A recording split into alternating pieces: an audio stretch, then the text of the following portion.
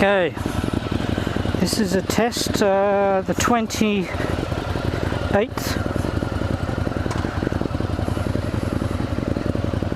Hopefully everything's working and you can hear me. This test is with the GoPro chest mount and also mic in my helmet. Tested this setup in my bedroom, seemed okay. Now this is the live test. Beautiful day in Singapore. It's the 28th of July.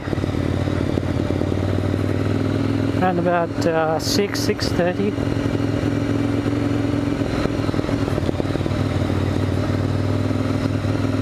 I'm hoping that the position of the GoPro on my chest is correct. I used the iPhone app to line it up.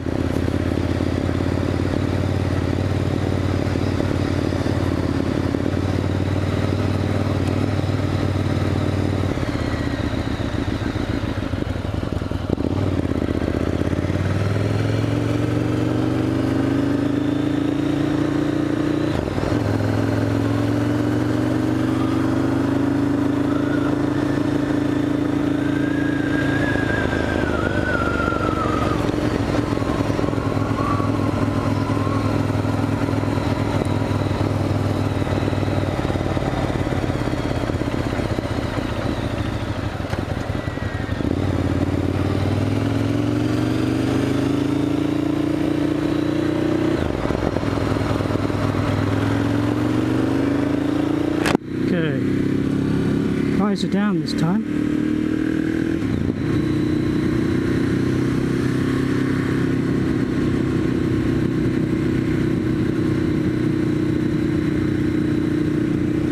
So basically I'm doing this because we want to record some of our trips in Thailand. We do some road trips for about a week in October-November time frame. We'll be going there this year as well, and we have taken some photos or videos before. Dave, my friend, has a older GoPro. The it doesn't have a mic input and the audio is not particularly good, so it's a little bit limited. We've been trying different sorts of setups. We bought Bluetooth intercoms about 2 years ago, and they've been working out very well. Unfortunately, I couldn't work out a way to get the mic connected from the intercom to the camera itself, which would have been a neater setup. And nobody at Cena actually could give me an idea about that either.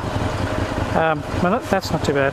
So I bought a separate mic, an Audio Technica, put it into my cheek pad and ran it down to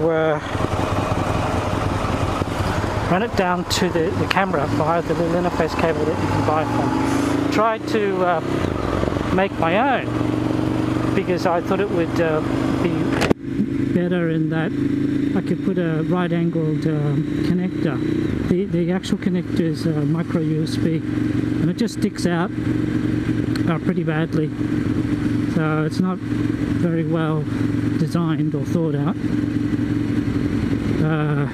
So I thought I'd make my own cable because it seemed pretty simple. But when I got around to it, I made it based upon a wiring diagram I found on the web, which looked correct, but when I tried it out, it just didn't work. And I thought, stuff it. I bought the genuine accessory. It just wasn't worth the time. So hopefully everything's working now. Now I just got to work out a way to make it a bit the setup a little bit neater. The cable's a little bit long. Just got to work out what's going to be the neatest setup. So this test is really my first attempt at trying the mic on the bike with the camera on my chest. It's all a bit messy. It took me, I don't know, 5-10 minutes to set it up this afternoon, which I think is a pain in the butt. I've got to try and work out a way to make it a little bit simpler, easier.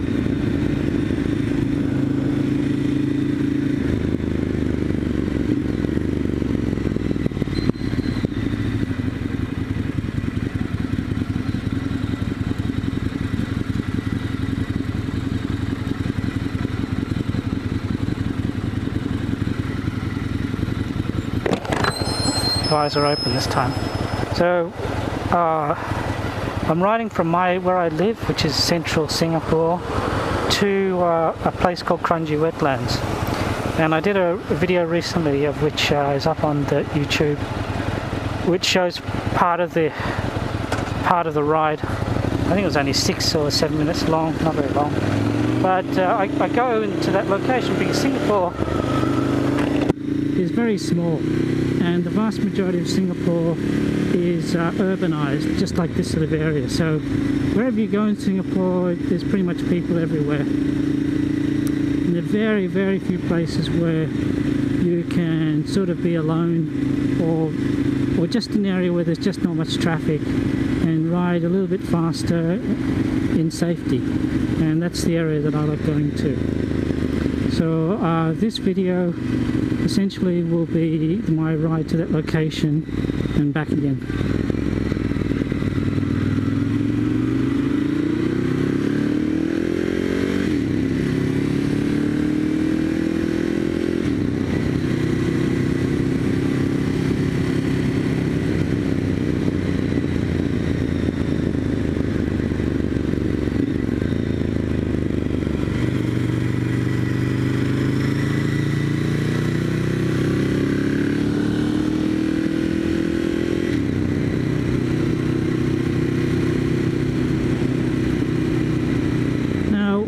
I've taken videos before without the external mic, just relying upon the internal mic of the camera itself, and I noticed that it's okay up until, I don't know, 50 kilometers, not even that, maybe 40 kilometers, and then the wind noise just overcomes all other noises. So I'm hoping this mic in my cheek pad is going to allow you to hear much more of the engine and the bike. Although there's definitely still going to be some wind noise, hoping that the foam in the cheek pad will cut out most of it and you'll be able to hear me and the bike. The area I'm coming up to is called Upper Thomson. Now, this is an area where I come to usually at the end of a ride to have something to eat. There's a number of restaurants to my left, you can't see them. The one in which in particular I like going to is called Casuarina Curry. The mutton biryani, I usually get the same thing, pretty boring that way. I get mutton biryani and some prata, which is a local type of bread, crispy Indian flatbread with a bit of curry. Until you've tried it, you don't realise how nice it is. So anybody coming to Singapore, I would recommend having prata. It's quite unique to this location, so even if you go to India, you won't find it, even though it's sold generally by Indian people. The location that I'm riding now is a little bit of a reserve, a nature reserve. I like going here because again it's one of those few areas that very few people are, or cars are. The one thing that you'll note here is obviously the jungle. This is essentially what you see to the left and right is what Singapore was originally. It was essentially just a big jungle on a small island, and they've carved out nearly all, if not all the land and cut out all the jungle. So it's unfortunate that that's the case, but that's the way it is. Okay, so what you're seeing now is, probably you can see, there's monkeys. So the monkeys are native animals to this area.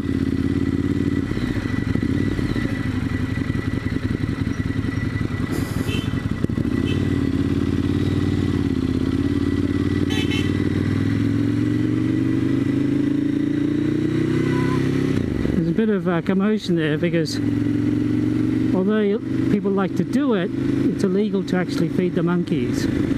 See, the problem here is that people in their cars basically stop in the middle of the road to feed the monkeys, and it can cause a lot of incidents. Crashes, people coming up behind them and blocking the road. The worst case is you have multiple groups of people in cars blocking the road on both sides, which happens quite a lot. The thing is, a lot of people ignore the rule.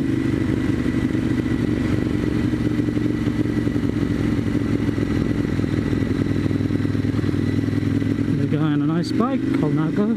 I also like cycling. Prior to this ride, I went for a nice ride, actually along this road.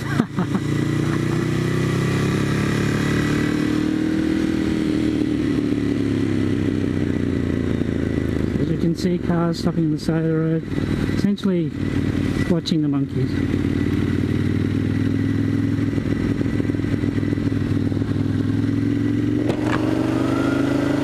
Visor up.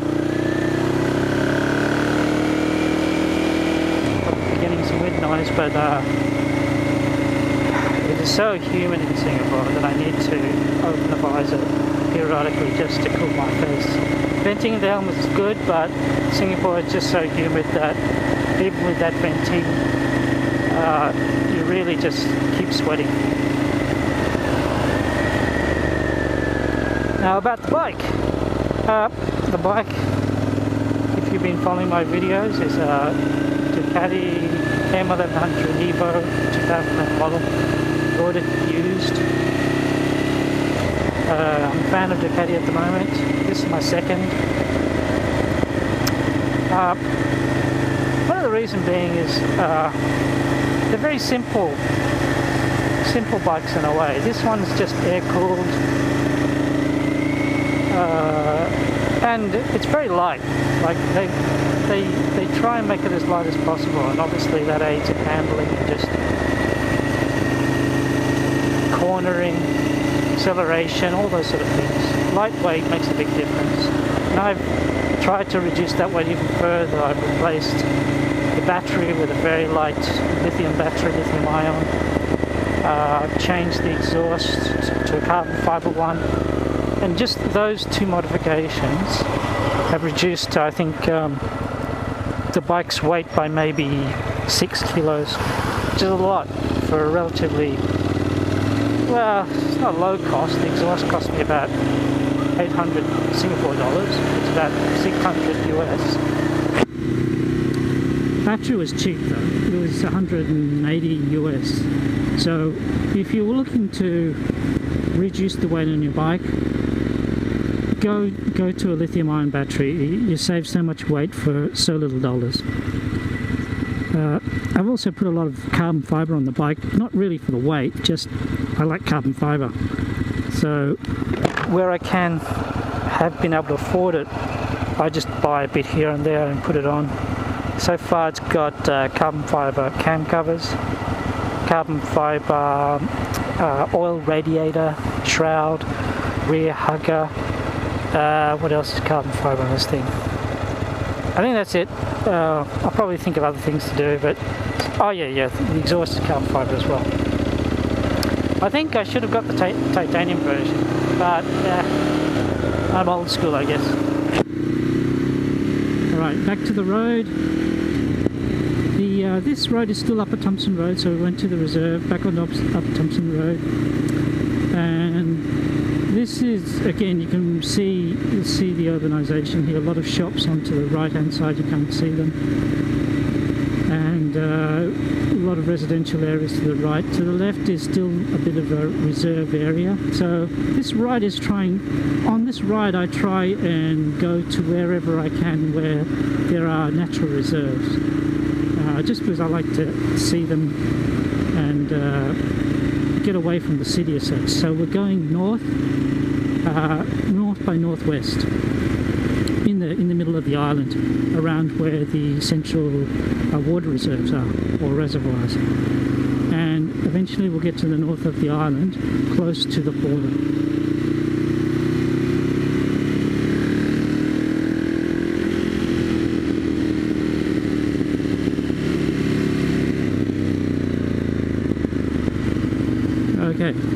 Other modifications I've done to the bike, I just like, adding things to it, are Rizoma handlebars. Wanted something which would give me a little bit more of an upright position, a little bit swept back. Also the risers, I don't really think you need the risers, although they do add about another centimetre of height. They're adjustable in a way, you can move them back and forwards a little bit by 5mm either way, so a total adjustment range of another centimetre. But they look really good. Maybe you can see them in the video, but they are very good looking compared to the standard clamp. So that's one of the reasons why I bought it. I also changed to bar end mirrors. The standard mirrors, they're not really bad. I just didn't like the fact that they look so big on the bike. I wanted something small. I'd never used bar end mirrors before. I wanted to have a try. They really make the bike look a lot lower, wider too. These particular ones are relatively expensive. I got them from the US, but they're very well made, very good quality. I would recommend them if you're looking at bar ends. I looked at some other brands that you can go very cheap. You can go as low as $10–15 if you really want. These cost me some stupid amount. I think at least $100 per pair, at least, and then I had to get little adapters as well. So it's another, maybe not 100, but I think $90 per pair. But they're very well made, very well made. Also, I made some other changes. I put some crash bobbins on. Got those on the web. Funnily enough, they came from Korea of all places. A company called Motor Course. They look very good and a reasonable price. Also, in Singapore there's it's very humid here, very hot and very humid, so a lot of corrosion occurs on the bike. And I think the protection process that the Italians used on the bolts, for instance, and the aluminium was not very good. The foot pegs, for instance, the standard ones are cast aluminium. There's no coating on them as far as I can, like they're not anodized or anything like that. So they surprisingly corrode a lot very, very quickly. The standard pegs are always covered in this sort of white powder within a few days. It's just very, functionally there's no reason to change them, but I just changed them to aluminium billet pegs, which I got off the web, which are anodized, so they don't corrode.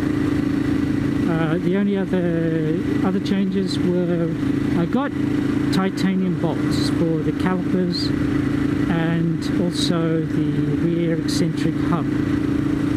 More because the bolts were always corroding. The nickel plating they use on the bolts is not particularly good, and within a week they would be covered in corrosion. So I just thought to stuff it, buy some of these bolts which are on eBay, and they're very, very light. They're like less than half the weight of the original.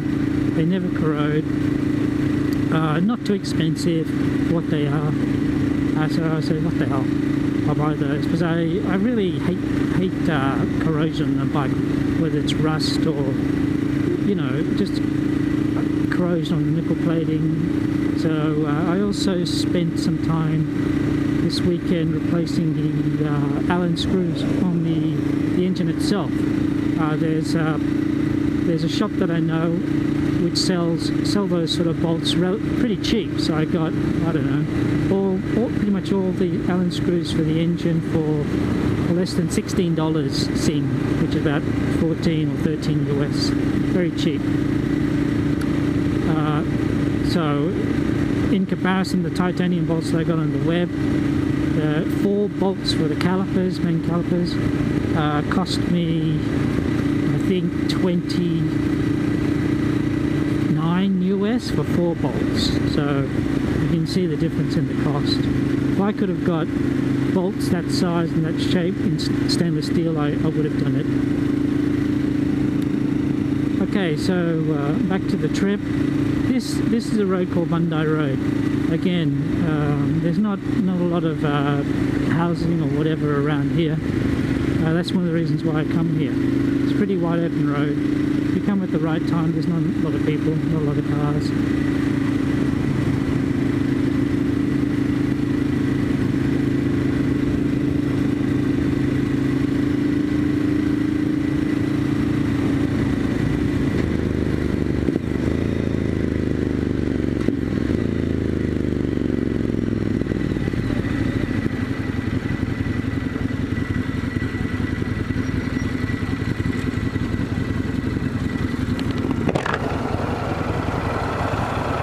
Right, still looks like I'm recording, so that's all good.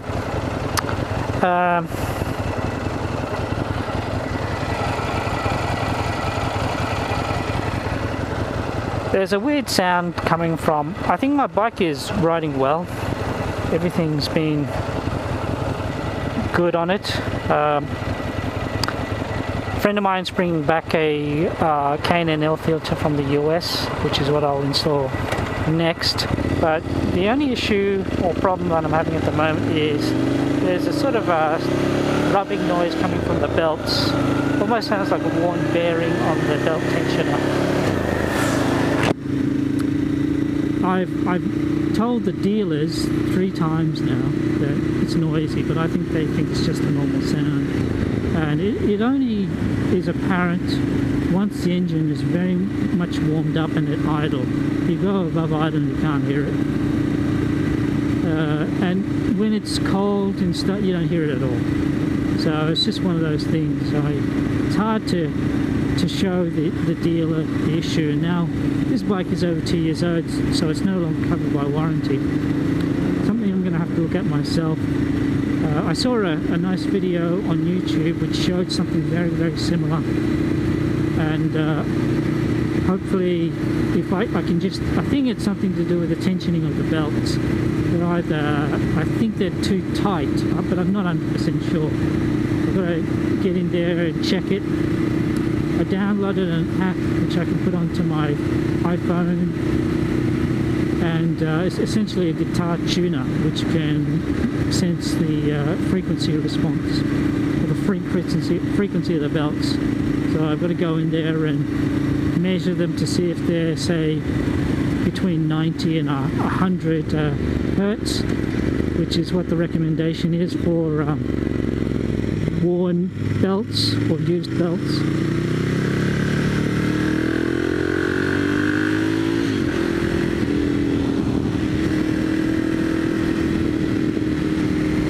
It's just one of those things.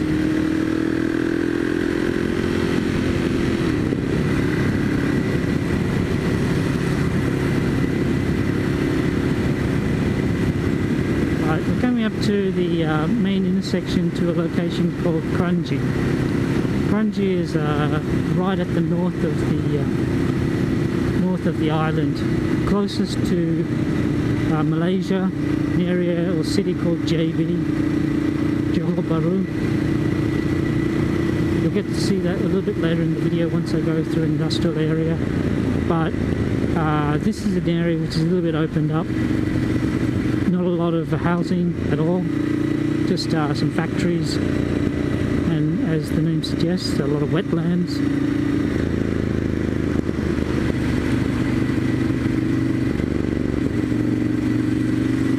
Oh, you may have seen in the video right then a couple on an old motorcycle. Now, one of the things I really like about Southeast Asia in general is that there are a lot of motorcycles. Motorcycles here are pretty much a very standard mode of transport, very popular. Obviously they're cheap and easy to obtain, easy to ride.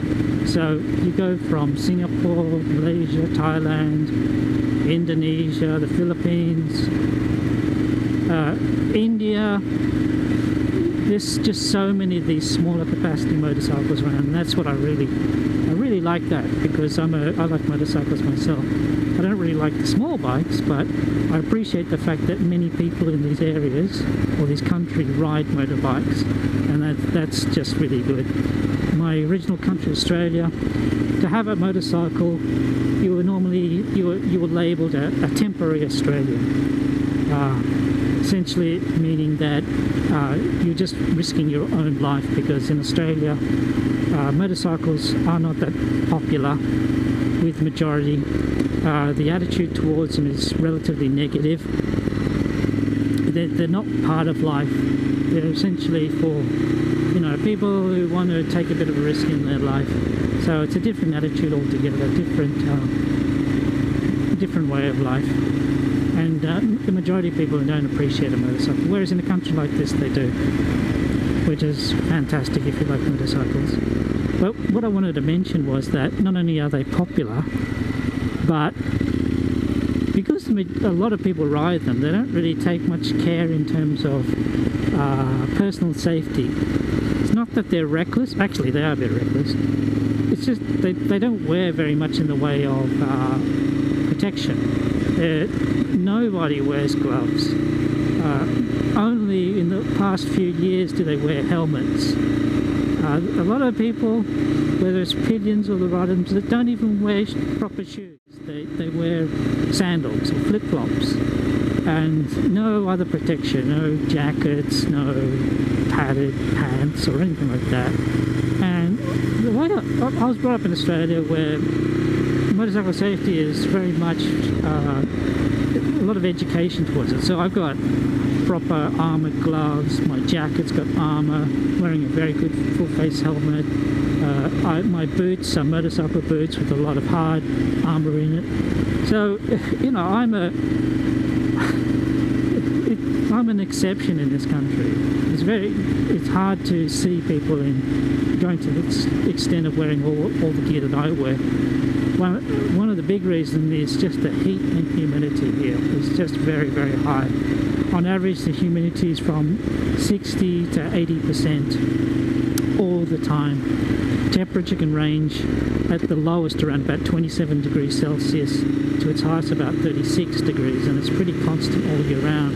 There are no real seasons in Singapore, so it's just really hot and humid.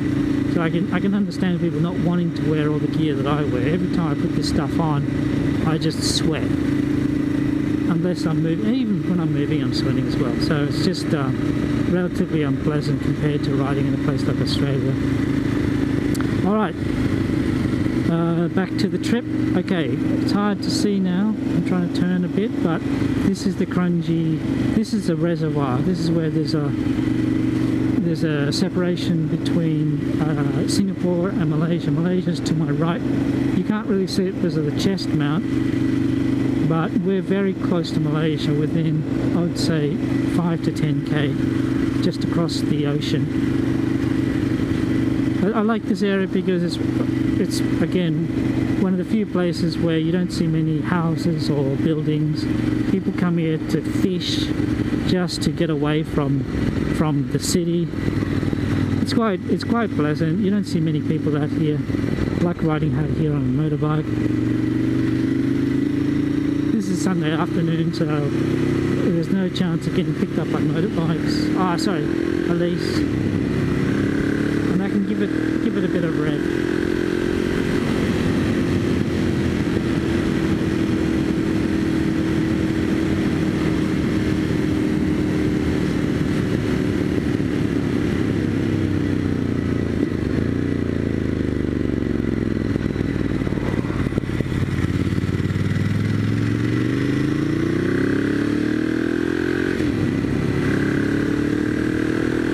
Very pleasant around here. This is a location where there's a lot of farming, which is great. The roads here are very good. And not much traffic, which is the best part. So you can really give it a bit and be relatively safe. Relatively. You've got to be careful as well, because this is an industrial area, well, farming area. And there are people here working, but it's Sunday afternoon.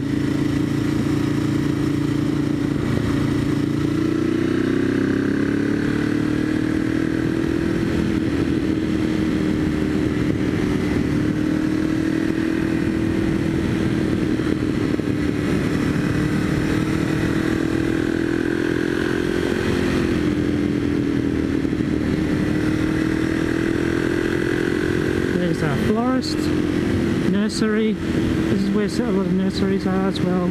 Crab farming, fish farming.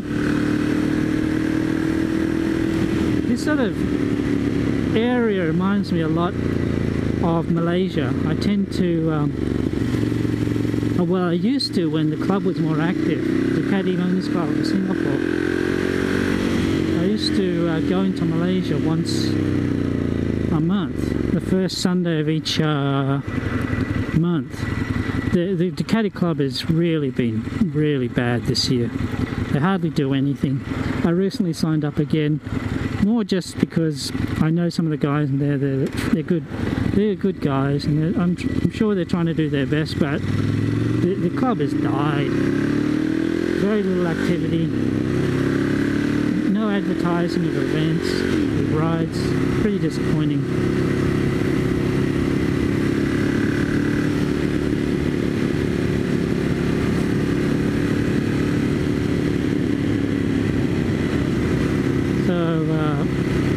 Yeah, this is my weekly ride.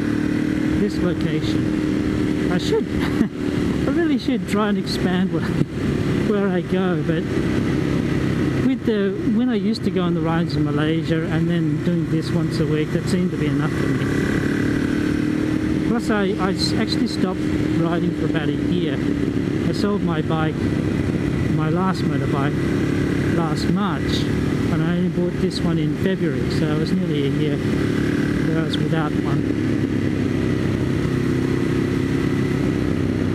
And obviously I decided to upgrade this time.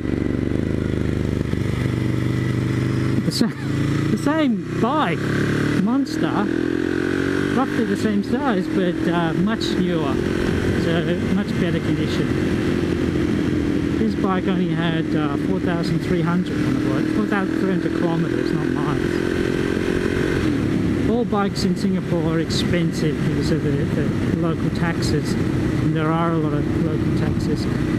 It's very discouraging in some ways when you talk to other guys from overseas and they tell you how much things generally cost. In Singapore we've got these horrendous taxes. You can't get around them.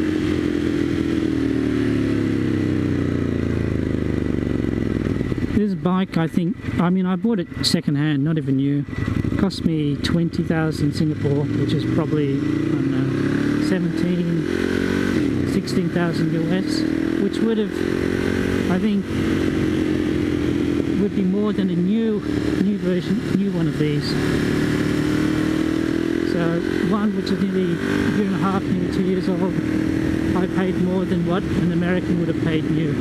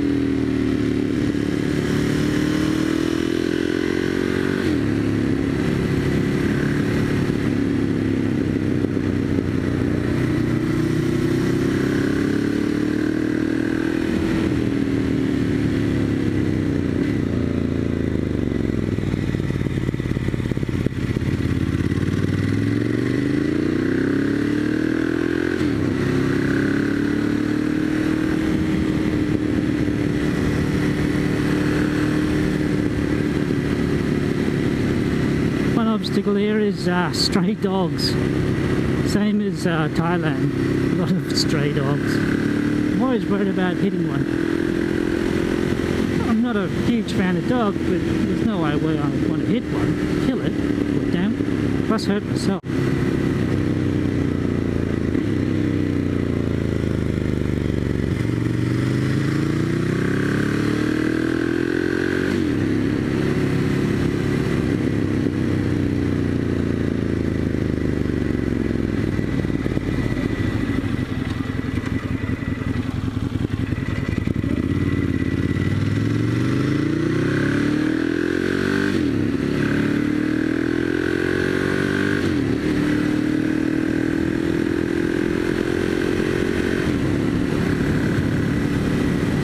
speed, 95 kilometers per hour. Hopefully the mic is doing its job and not too much wind noise. These are the sort of speeds or less that we will be riding in Thailand. So hopefully this test will give me an idea of how effective the setup is, whether I have to make any changes. The bike I'll be riding in Thailand will be, not this bike of course, it will be a Kawasaki either Ninja 650 or ER6N, which is the same motor, different setup, more of a naked setup. I do like the bike, very easy to use, very gentle, power delivery, very versatile, very an upright sitting position. So quite comfortable for longer rides. Not this sort of bike. No, it's 650cc parallel twin. It had about maybe 75 horsepower. This has got 100. A lot less torque compared to this bike. This is more of a, you know, short shifting, high torque, powerful little bike. The other one's a bit more of a all-rounder, I think. You commute with it, you can do a bit of scratching, tour with it. This thing, I wouldn't want to tour with it. Sitting position's okay, but the seat is really hard. It handles well, but you wouldn't want to ride this for long periods of time. Now that I've changed the riding position slightly, I think it's a bit better. I get to use a bit more of the seat. So I haven't really done any touring on it yet, and not with the new handlebars. Oh.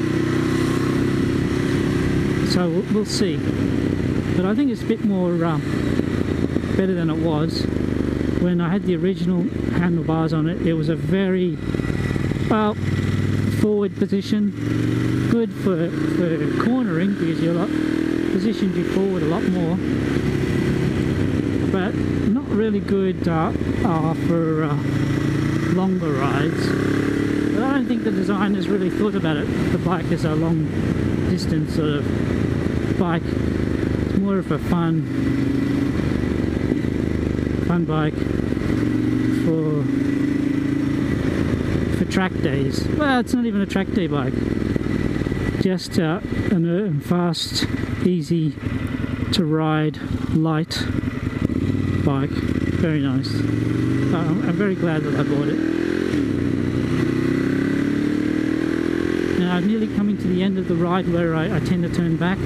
I stop here just to have a bit of a break.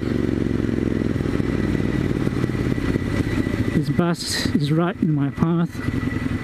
Why it's turned around like that, I'm not so sure, but hopefully I can turn around. No oncoming traffic. And just stop for a sec. Now, the last thing I want to record is the sound of my engine at idle. Just to see if I can get it on record. Okay, so that's the engine. I think the sound is coming from the upper vertical belt. But, you know, I can't be sure. When I get a chance one day, a few hours, take off this cover, and just do the audio test on the belt tension. Alright, that's it. That's a ride to Kranji in Singapore from my house. Bit of a long ride. I don't expect to upload this video in its entirety to YouTube, but see you all later.